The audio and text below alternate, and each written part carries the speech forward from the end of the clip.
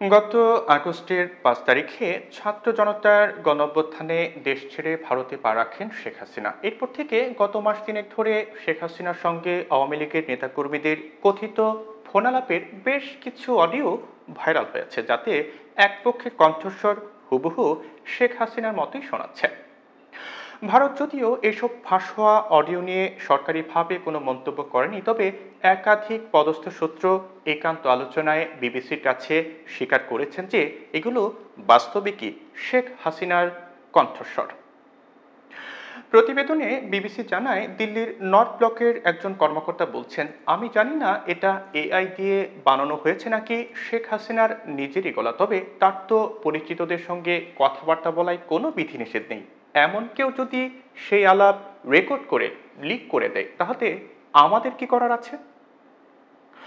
ভারতে কোনো কোনো পর্যবেক্ষক আবার ধারণা করছেন, শেখ হাসিনা যাতে নিজের দলের নেতাকর্মীদের নির্দেশ দিয়ে তাদের মনোবল ধরে রাখতে পারেন, সেজন্য দিল্লি এইসব কথাবার্তা হতে দিচ্ছে এবং পরে সুযোগ বুঝে তা লিকও করে দিচ্ছে, যাতে তা যত বেশি সম্ভব লোকের কাছে পৌঁছাতে পারে। এর আসল কারণটা যাই হোক, বাস্তবতা হলো শেখ হাসিনা ভারতে কোনো গৃহবন্দীও নন বা রাজনৈতিক বন্দীও নন, ফলে দেশে বিদেশে তার পরিচিতদের সঙ্গে কথাবার্তা বলার সুযোগ তিনি পাচ্ছেন। ওই কর্মকর্তা বিবিসিকে আরও বলেন, ভারতে যখন কোনো রাজনৈতিক নেতা গৃহবন্দী হন, তার বাইরের দুনিয়ার সঙ্গে যোগাযোগের অধিকারও কার্যত কেড়ে নেওয়া হয়।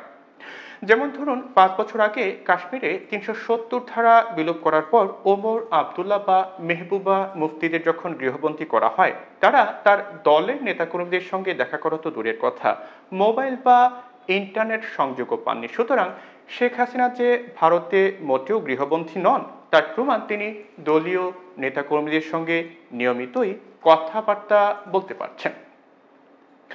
দিল্লিতে থাকা মেয়ে সাইমা ওয়াজেদ বা ভার্জিনিয়াতে থাকা ছেলে সজীব ওয়াজেদের সঙ্গেও তার প্রায় প্রতিদিনই যোগাযোগ হচ্ছে। নিউজ চ্যানেল, খবরের কাগজ বা ইন্টারনেটেও তার সম্পূর্ণ অ্যাক্সেস আছে।